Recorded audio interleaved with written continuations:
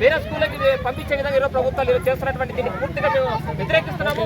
అంతేకాదు ఈ విషయం కోర్టులో ఉంది, కోర్టులో ఉన్నటువంటి ఇష్యూని ఈరోజు బలవంతంగా పిల్లలు ఏ రకంగా తీసుకుపోతారని ప్రశ్నిస్తున్నాం. ఈరోజు ఉన్నటువంటి కోర్టులో కూడా ఈ సమస్యను పరిష్కరించేంత వరకు కూడా ఇదే స్కూల్లోనే 6-7 తరగతులు కొనసాగించాలి, ఇక్కడ పాఠాలు చెప్పాలి, ఇక్కడ అన్ని రకాల వసతులు కల్పించాలని చెప్పి కోర్టు జీవో ప్రకారం ఉన్నప్పటికీ కూడా ఏ రకంగా ఈరోజు జిల్లా అధికారులు బలవంతంగా తల్లిదండ్రులని ఒప్పించి పిల్లల్ని తీసుకెళ్తారని చెప్పి నేను డిమాండ్ చేస్తున్నాను. 15 రోజులుగా ఈరోజు ఇక్కడ పిల్లలకి సరైన ఈరోజు క్లాస్ రూమ్ లేవు, అదే తరగతి చెప్పడం లేదు, పాఠ్య పుస్తకాలు ఇవ్వడం లేదు, ఈవెన్ పుస్తకాలకు సంబంధించిన బ్యాగులు కూడా ఇవ్వడం లేదు.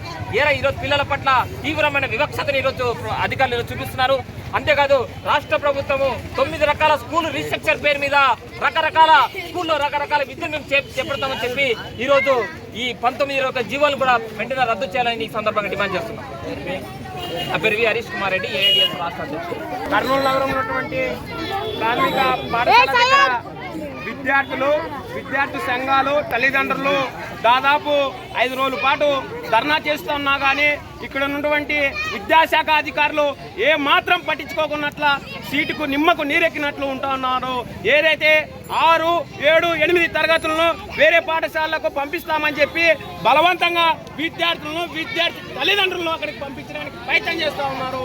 మేము విద్యార్థి సంఘంగా ఒకటే కోరుతా ఉన్నాం, ఏదైతే ఇక్కడే ఉన్నటువంటి 6, 7 తరగతి 8 తరగతులు ఇక్కడే కొనసాగించాలి, ఏదైతే వసతులు లేవు ఆ వసతులన్నీ ఇక్కడే కల్పించాలని చెప్పేసి కోరుతా ఉన్నాం.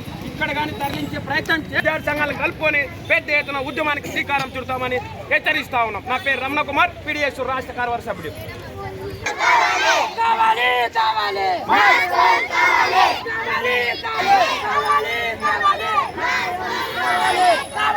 కావాలి